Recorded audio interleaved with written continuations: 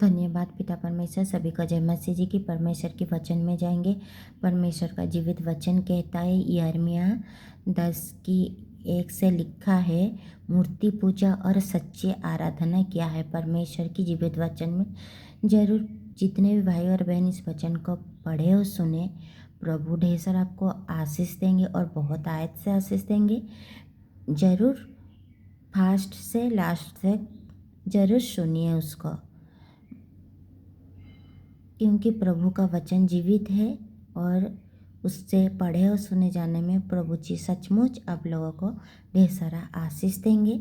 उसको पढ़िए और लोगों के साथ भी शेयर करिए, क्योंकि इस वचन को जितना शेयर करेंगे और लोगों के पास भी वचन पहुँचेंगे और उन लोगों ने पढ़ने से उनको भी ढेर सारा आशीष मिलेंगे और उन वचन के बारे में उनको पता चलेगा। परमेश्वर का वचन जितना हम लोगों के पास पहुंचाएंगे उतना हमको प्रभु आशीष से भरेंगे और सभी को बहुत सारा आशीष से भरेंगे। इस वचन में आप बने रहे जाएंगे परमेश्वर के जीवित वचन में। मूर्ति पूजा और सच्ची आराधना। यहोवा ये कहते हैं, हे इस्राएल के है उसे सुनो, अंतर्जातियों की जाल मत सीखो, ना उन्हीं के समान आकाश के चिन्ह से विस्मित हो, इसीलिए कि अन्य जाति लोग उनसे विस्मित होते हैं, क्योंकि देश के लोगों की रीतियों तो निकम्मी है। मूरत तो वन में से किसी का काटा हुआ काठ है, जिसे कारीगर ने बसले से बनाया है। लोगों उसके सोने चांदी से सजाते और हथौड़े से कील ठोक ठोक कर दृढ़ करते हैं कि वो हिल ढुल ना सके। वो करकटी के खेत में खड़े पुतली के समान है, पर वो बोल नहीं सकते। उन्हें उठाए फिरना पड़ता है, क्योंकि वो चल नहीं सकती। उसने मत डरो, क्योंकि ना तो वो कुछ बुरा कर सकते हैं और ना कुछ भला। हे यहोवा, तेरे समान कोई नहीं है, तू महान है और तेरा नाम पराक्रम में बड़ा है। हे सब जातियों की राजा, तुझसे कौन ना डरेगा, क्योंकि हे तेरे यज्ञ है अन्य जातियों के सारे बुद्धिमान में और उन्हीं के सारे राज्यों में तेरे समान कोई नहीं है।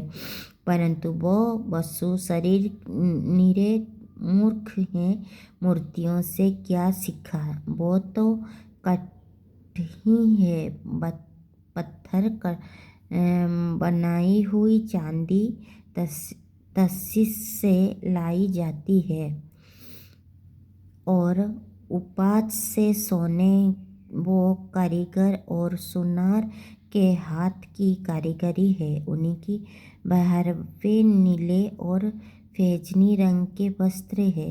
उनमें जो कुछ है वो निपुण कारीगर की कारीगरी ही है।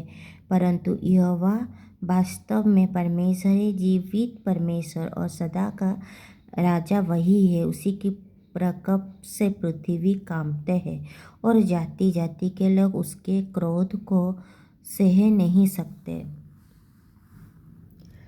तुम उनसे ये कहना, ये देवता जिन्होंने आकाश और पृथ्वी को नहीं बनाया, वो पृथ्वी के ऊपर से और आकाश के नीचे से नष्ट हो जाएगा। ये सामीन हालेलुया। स्तुति का गीत। उसी ने पृथ्वी के अपनी सामर्थ से बनाया, उसने जगत की अपनी बुद्धि से स्थिर किए और आकाश को अपनी प्रवीणता से तानने दिए। जब वो बोलते हैं तब आकाश में जल का बड़ा शब्द होता है और पृथ्वी की छोर से वो कुहरे को उठाता है। वो वर्षा के लिए बिजली चमकता और अपने भंडार में से पवन चलाता है। सब मनुष्य पशु सरीखे जान रहित है। अपनी खेती हुई मूर्ति को कारण सब सुनारों की आशा टूटती है, क्योंकि उनकी डाली हुई मूर्ति झूठी है और उनमें साहस ही नहीं है।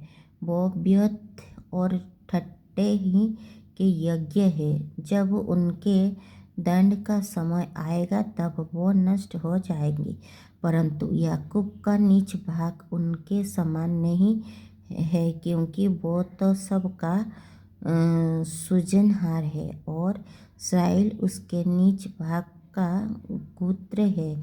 सेनाओं का यहोवा उसका नाम है। ये आमीन, हालेलुया।